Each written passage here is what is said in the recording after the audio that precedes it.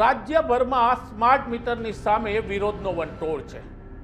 વડોદરા લઈ લ્યો, સુરત લઈ લ્યો, સુરેન્દ્રનગર લઈ લ્યો, સૌરાષ્ટ્રનો કોઈ જિલ્લો લઈ લ્યો કે ગુજરાતનો કોઈ શહેર લઈ લ્યો, તમામ જગ્યાએ હવે એક જ સૂર ઉઠી રહ્યો છે કે ભાઈ સ્માર્ટ મીટર અમારે નથી જોતા, અમારે સાદા મીટર જોઈએ છે।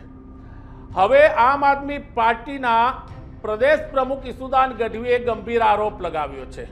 તેમનું કહેવું છે કે ચૂંટણી પછી જે ડર હતો તે જ થઈ રહ્યું છે અને ચૂંટણી પછી ભાજપ કરોડો રૂપિયા લૂંટવા માટે સ્માર્ટ મીટરના નામે એક મોટું સ્કેમ કરવા જઈ રહી છે।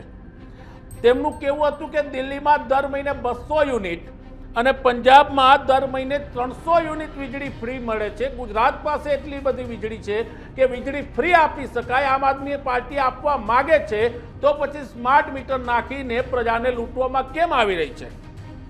ઈસુદાન ગઢવીએ કહ્યું કે આ સ્માર્ટ મીટર છે તેમાં 3 ખાસિયતો છે કે પહેલા તો લોકોને એડવાન્સમાં પૈસા ભરવા પડે, એટલે કે પહેલા તો તમારા ખિસ્સા ખાલી થઈ જવાના, પછી તમે જેટલા પૈસા ભર્યા એટલી વીજળી વાપરો, પૈસા ન હોય તો વીજળી કટ, વીજળી ગાયબ થઈ જાય, ડૂલ થઈ જાય। અને ત્રીજું કે જેટલું પ્રીપેડ રિચાર્જ કર્યું હશે એટલું રિચાર્જ ખતમ થયા પછી વીજળી બંધ થઈ જશે।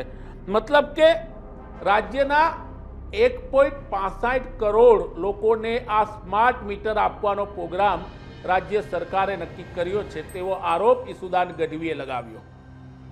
ઈસુદાન કહે છે કે ભાજપના લોકો જ્યારે દિલ્હીમાં આમ આદમી પાર્ટીએ વીજળી ફ્રી આપવાની વાત કરી, પંજાબમાં ફ્રી આપવાની વાત કરી ત્યારે તેને રેવડી કહેતા હતા, તો આ શું છે?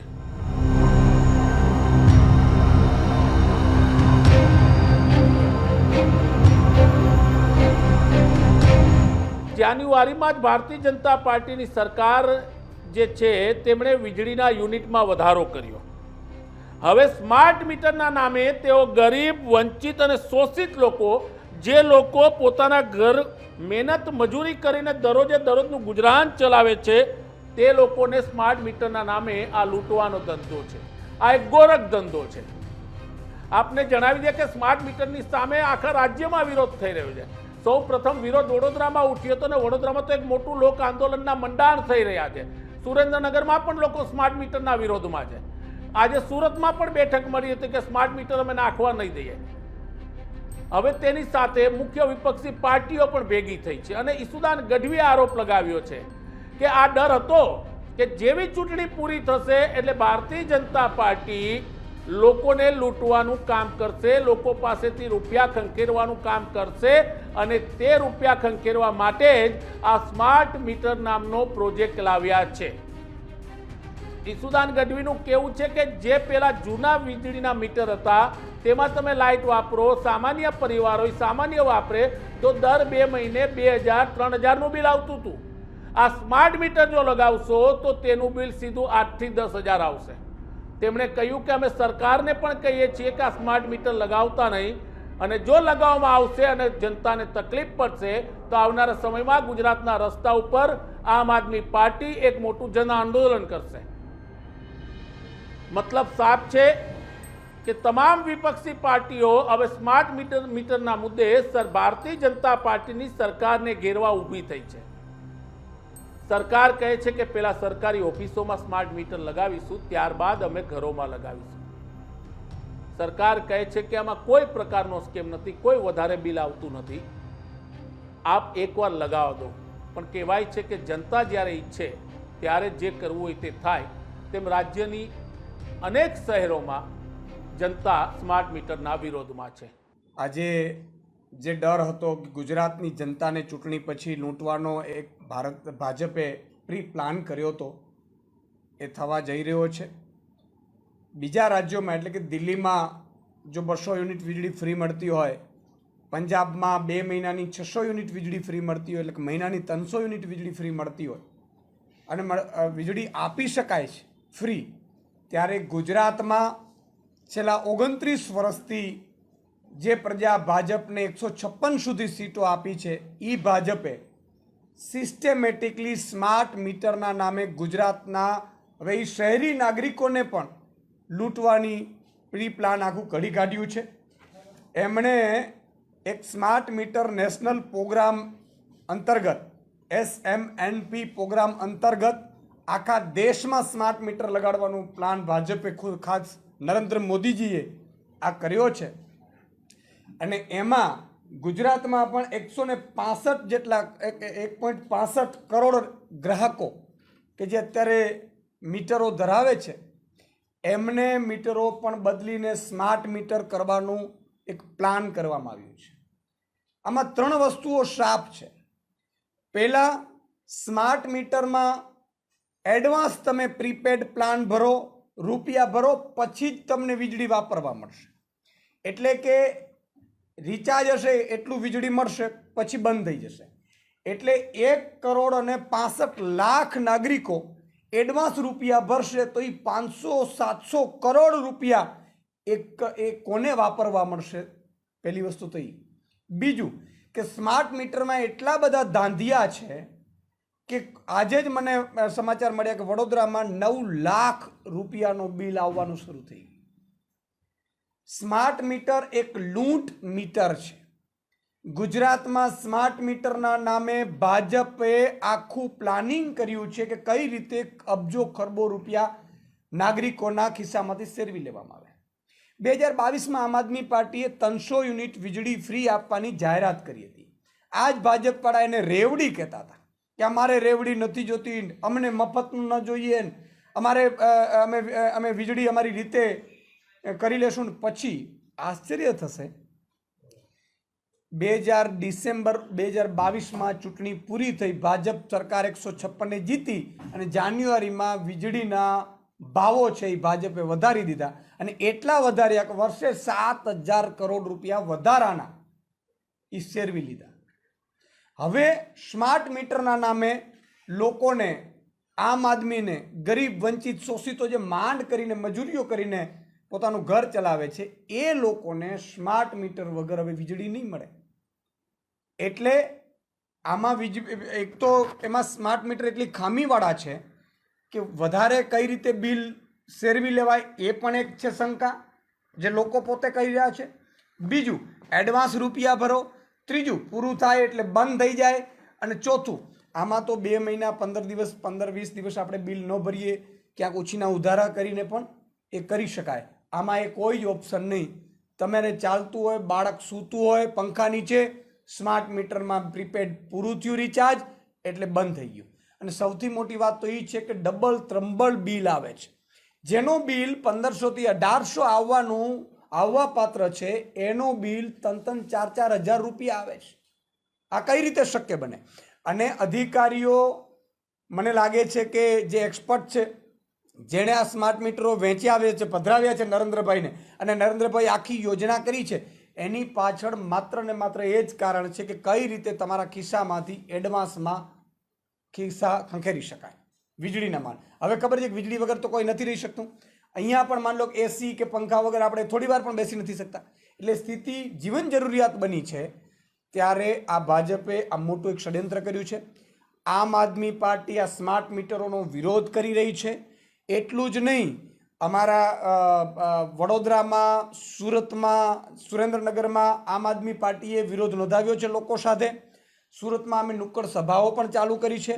આવતીકાલે સ્માર્ટ મીટરોને લઈને આમ આદમી પાર્ટીએ તમામ જિલ્લા સ્તરોએ આવેદનપત્રો આપશે કે સ્માર્ટ મીટરનું તૂત ભાજપ રહેવા દે અને 300 યુનિટ વીજળી જેમ દિલ્હી ને પંજાબમાં આમ આદમી પાર્ટીની સરકાર આપે છે એવી રીતે ફ્રી સરકાર અહીંયા આપે અમને વીજળી. અને આ જો નહીં કરે, સ્માર્ટ મીટરો ફરીથી પણ જો ભાજપ ચાલુ રાખશે તો અમે આગામી સમયમાં જન આંદોલન કરીશું, રસ્તા ઉપર ઉતરીશું, મીટર બોયકટનું આંદોલન પણ કરીશું. મીટરો લગાડવામાં પણ નહીં દેવામાં આવે. એટલું નહીં, છેલ્લે એ પણ સ્થિતિ આવશે તો અમે કરીશું કે મીટરો કાપી નાખીશું. આમ આદમી પાર્ટીનો એક કાર્યકર્તા આ લોકો સાથે જન આંદોલન સાથે ઊભું છે એ અમે લોકોને ખાતરી આપવા માંગીએ છીએ. બીજી વાત કે મને એવા મેસેજ મળ્યા છે કે અમારું મીટર સ્માર્ટ મીટર નામે ભાજપનું આઈટી સેલને દિલ્હીથી હવે સૂચના મળવાની છે, એની કેમ્પેન ચલાવવાના છે કે અમારું મીટર સ્માર્ટ મીટર. આ લોકોને મારે કહેવું છે કે આ છેતરામણા લોકોથી, ભ્રમિત થતા લોકોથી ચેતજો. આ જ લોકો એવા હતા કે રેવડી કરીને અમારે મફત નોચું કરીને આપણે 22માં આપણે ભૂલાવી દીધા. અને જો ભાજપનો નેતા સ્માર્ટ મીટર અમારું ગર્વ કરીને જો ચાલશે તો એ ભાજપના એ નેતાઓને જનતા એની સોસાયટીઓમાં ઘૂસવા નહીં દે અને દોડીને મારવામાં આવશે એ પણ ધ્યાન રાખજો. આ પ્રજા છે, જનતા છે, જે પ્રજા રોષે ભરાણી છે. ખૂબ તમે પ્રજાને લૂંટ્યા છે. એટલે આમ આદમી પાર્ટી આવતીકાલે આવેદન આપવામાં આવશે. એનાથી પણ જો સ્માર્ટ મીટર બંધ નહીં થાય, મને ખબર છે નરેન્દ્રભાઈ મોદીનો આદેશ છે કે કઈ રીતે ગુજરાતની જનતાને સ્માર્ટ મીટરના નામે લૂંટવામાં આવે. હું મોદીની અંજાયેલા લોકો પણ છે એને પણ કહેવું છે કે જુઓ તમારા નરેન્દ્રભાઈ ખેડૂતોને ભાવ ન આપી શક્યા, રોજગારી ન આપી શક્યા, પેપર લીક અટકાવી ન શક્યા અને સ્માર્ટ મીટર નામે હવે તમારા ઘરેથી પણ લૂંટી લેશે. છતાંય તમે મોદી ભક્તિ કરતા હશો તો હજી પણ એ નવી સ્કીમ બીજી લાવશે. એટલે આ તમામ મુદ્દે આમ આદમી પાર્ટી આંદોલન પછી પણ વિવિધ કાર્યક્રમો કરવાના છીએ. અમે નુક્કડ સભાઓ કરવાના છીએ અને આગામી 4 જૂન સુધી જો આ પ્રોજેક્ટ રદ નહીં થાય તો 4 જૂન પછી અમે સિગ્નેચર કેમ્પેન પણ કરવાના છીએ. એટલે આ મુદ્દે આજે વધારે કઈ રીતે સ્માર્ટ મીટરમાં અને વીજળી બિલમાં ભાજપ લૂંટ ચલાવે છે એ અમારા મહામંત્રી શ્રી સાગરભાઈ રબારી આપને જણાવશે. આપને કંઈ વધારે પ્રશ્નો હોય તો મને કહો, નહીં તો સાગરભાઈને આપી દો. પેલા સ્વાતિ માલીવાલનો જે દિલ્હીમાં વિવાદ ચાલી રહ્યો છે, પીએ એમના અરવિંદ કેજરીવાલને શું આક્ષેપ છે ને શું સચ્ચાઈ? અરવિંદ કેજરીવાલજીને ભાજપે જેલમાં નાખી દીધા કોઈ પણ સબૂત વગર. પીએમએલએમાં સંશોધનમાં એવું છે કે એને મહિનાઓ સુધી તમે જેલમાં નાખી શકો. પછી એમને એવું હતું કે અમે ગમે તેમ કરીને હાઈકોર્ટમાં માણસો મોકલી સુઓ મોટો કરાવડાવી અને રાજીનામું લેવડાવીશું. હાઈકોર્ટે કહી દીધું ભાઈ મુખ્યમંત્રી તરીકે રાજીનામું નહીં આપે. આ અરવિંદ કેજરીવાલ છે, એ ભાજપને ખબર નથી. એટલે એનો ટાર્ગેટ હતો કે અરવિંદ કેજરીવાલજી જેલમાં જાય, પાછળથી એમનો મુખ્યમંત્રી તરીકે રાજીનામું લઈ લઈએ અને એના પછી અમે એવું પ્લાનિંગ કરીએ કે આમ આદમી પાર્ટીના નેતાઓને તોડી લઈએ. એમણે એક મંત્રીને રાજીનામું અપાડવામાં સફળ રહ્યા. પંજાબમાં પણ સરકાર તોડવા માટે એક સાંસદને, એક ધારાસભ્યને સફળ રહ્યા, પરંતુ સરકારો તોડી ન શક્યા ભાજપવાળા. પછી સુપ્રીમ કોર્ટે ઈડીના આટલા વિરોધ થવા છતાં અરવિંદ કેજરીવાલજીને જ્યારે પ્રચારના બહાને 21 દિવસ માટે જ્યારે એમણે છોડવામાં આવ્યા જામીન ઉપર, ત્યારે ભાજપ હેપતાઈ ગયું. બીજે જ દિવસે એમણે એવા પ્રહારો કર્યા કે ભાજપવાળા હલી ગયા અને એને ખુલાસા આપવા પડ્યા.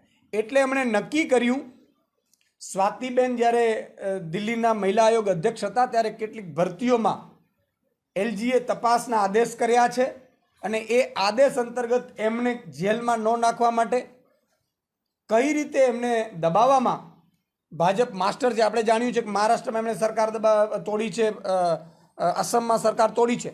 એટલે એમને એવું હતું કે અરવિંદ કેજરીવાલજીને પણ સ્વાતિ માલીવાલ બેન થ્રુ હેરાન પરેશાન કરી અને એટેક કરીએ આવી રીતે જો સક્સેસ જાય તો.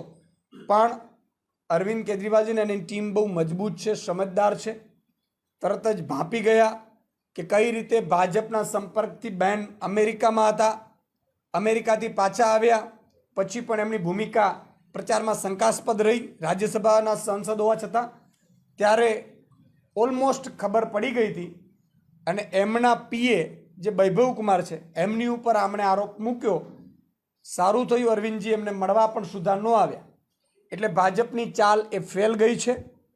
આજે દુઃખ સાથે કહેવું પડે છે કે મનીષ સિસોદિયાજી હોય, સત્યેન્દ્ર જૈન હોય, વિજય નાયર હોય, આવા લોકો અરવિંદ કેજરીવાલજીને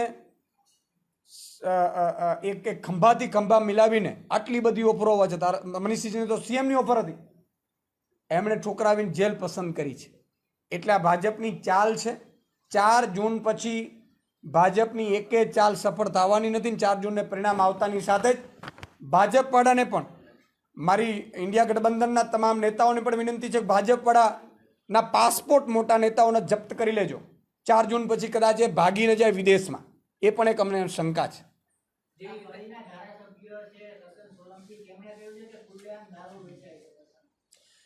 બિલકુલ, તમે જુઓ ભાજપના ધારાસભ્યો, ચાલુ ધારાસભ્યો એવું કહે છે ખુલ્લેઆમ દારૂ વેચાય છે. ગુજરાતમાં બેફામપણે દારૂ કાંડ થાય છે. 8 થી 10,000 કરોડ રૂપિયો ભાજપના નેતાઓ અને ઉચ્ચ અધિકારીઓ દારૂ મામલે વર્ષે કમાતા હોય એવી આશંકા છે. બેફામપણે દારૂ વેચાય છે, છતાં એમણે ધારાસભ્યોએ કીધું છતાંય ગૃહમંત્રીએ કોઈ જવાબ આપ્યો નથી. ગૃહમંત્રીએ એની રજૂઆત સાંભળી નથી. ચાલુ ભાજપના ધારાસભ્યને પોલીસ અધિકારી એવું કહે છે કે તમે લેખિતમાં આપો, તો પગાર તો પોલીસ અધિકારી લે છે. અને ધારાસભ્યની જવાબદારી નથી કે દારૂના અડ્ડાઓ શોધીને પોલીસ ખાતાને લઈ જાય. આ તો પોલીસની જવાબદારી છે. એનો અર્થ એ થયો કે મુખ્યમંત્રી જાણે છે, ગૃહમંત્રી જાણે છે કે દારૂના અડ્ડા ચાલે છે, ગાંધીનગરથી માત્ર 30 કિલોમીટરના રેન્જમાં જ ચાલુ છે, એવો પણ એમણે આક્ષેપ કર્યો છે. ત્યારે સ્પષ્ટપણે ગુજરાતની જનતાને કહેવા માંગુ છું કે આ ગૃહમંત્રી મુખ્યમંત્રી તમને દારૂના અડ્ડાઓમાં રહેવા મજબૂર કર્યા છે. આને ઓળખવાની જરૂર છે. દારૂ બેફામપણે ચાલે છે, વેચાય છે, એની આ સાબિતી છે. હજારો કરોડ રૂપિયા દારૂમાંથી હપ્તામાં ઉલેચાય છે. તમે જુઓ, દીવ, દમણ ને રાજસ્થાનથી અંગ્રેજી જે દારૂના એ ચાલે છે. ઇવન બુટલેગરો ભાજપના નેતાઓ સાથે, મોટા નેતાઓ સાથે ગાઢ સંબંધો ધરાવે છે, એ પણ જગજાહેર છે. એટલે દારૂ વેચાય છે એ ખુદ ભાજપના ધારાસભ્યએ જ સાબિત કરી દીધું છે. મુખ્યમંત્રી ગૃહમંત્રીએ આની જવાબદારી લઈ અને સ્વીકારવું જોઈએ ગુજરાતમાં બેફામપણે દારૂ વેચાય છે. ઈશુદાનભાઈ, થોડાક દિવસ અગાઉ ભાજપના જ ધારાસભ્યોએ સોશિયલ મીડિયા પર આવેદનપત્રો વાયરલ કર્યા હતા કે તેમના જ કામો થતા નથી, કામોમાં અધિકારીઓ ભ્રષ્ટાચાર કરે છે. અહીંયા તો ઝીરો ટોલરન્સ પોલિસી છે, તો કઈ રીતે જુઓ છો? ધારાસભ્યોને એ પણ સૂચના આપી છે કે આવા પત્રો તમે લોકો વાયરલ ના કરો.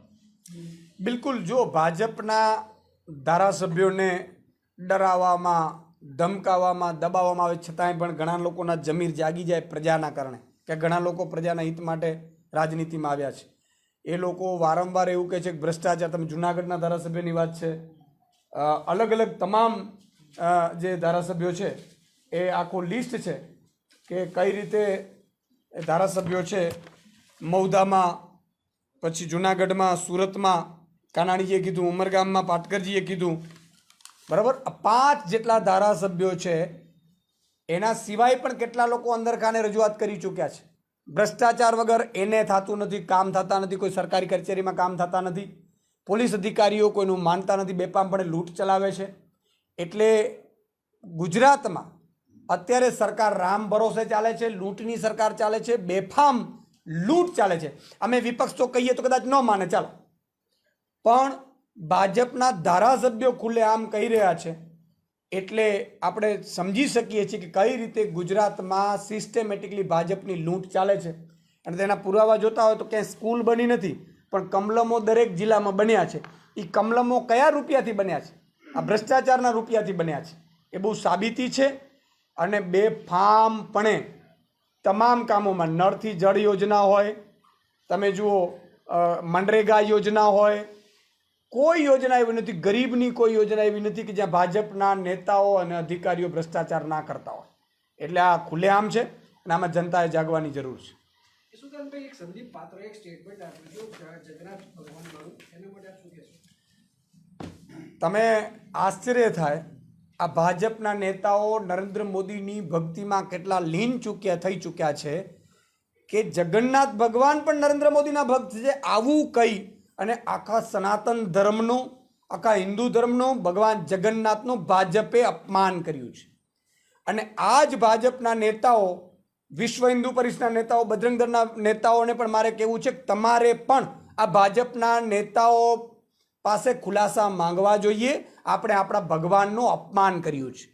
અને દુઃખની વાત સાથે કહેવી પડે કે આખા જગન્નાથ ભગવાનને કઈ રીતે તમે ભક્ત તરીકે, એની પહેલાં એક ફોટો ભગવાન રામવાળો પણ આ ભાજપે વાયરલ કર્યો છે.